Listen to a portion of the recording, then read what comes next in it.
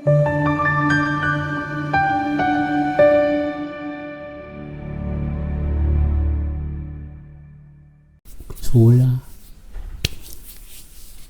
impumelelo makube kuwe kama kuPastor Charlie Flick.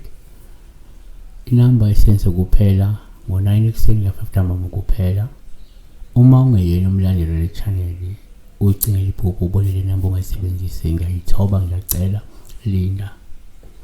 Funda ukulinda ibe ngumlandeli yabo.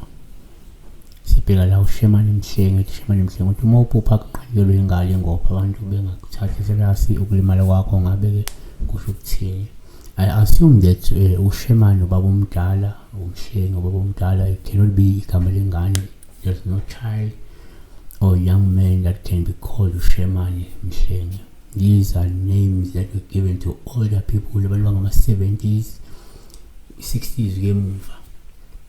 So njengoba kungumuntu omdala uShemane bekufanele ethi sawubona ngicela ukubuza noma ethi-ke ngicela ukubuza nanti iphupho noma athi sawubona mina ngiphuphe at least akube khona kodwa okukhomba ukuthi umuntu okhuluma nomunye umuntu. Kodwa kasidlule lapho. Uphupha enqamuka ingalo. Ingalo is the arm of a person ingalo. So the arm is amputated from the body. It's disconnected from the body because of maybe it has been cut off. I don't know. Maybe engozini or by umuntu, I don't know. So ingalo wani uma uphupha ingalo kuwuphawu lobima inqamukile solution ngenzeka kumele ulinde uthandaze ngamandla ngoba ngenzeka ikhona ingozi engasikwehlele wena bese iholele enqamukeni kwaleyo ngalo. Wayisisho nje ingoba abantu abanye njengamanje akusafana kuqala. Abantu abaningi babephupha into yenzeka nje ngoba beyibonile. Omunye uphupha ilahlelwa imali ilahleke, omunye uphupha imoto ingene engozini, omunye uphupha kufa umuntu afe ngempela. So ke nje uphupha limele ulimali. Lento uthandaza ukunqoba lo mkhokha makumkhokha noma lento eyisenzo esuke iyenze ukuthi wena ulimali kanjalo luze ilimbo.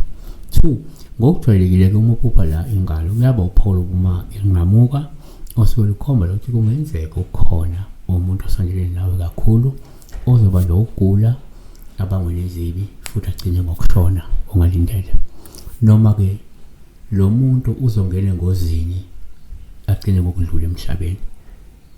Kuyenzeka kanjalo.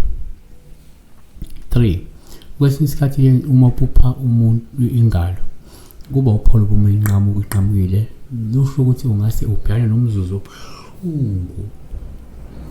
ukulahlwa, ukushiywa, ukwaliwa umlingani wakho.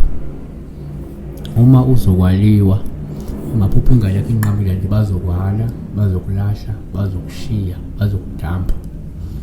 4 yenzeka uma uphupha ingalo kuba uphawu lube uma inqamukile osuke lukhomba ukuthi uzolahlekelwa utho olubalulekile noma ingxenye yengcebo yakho.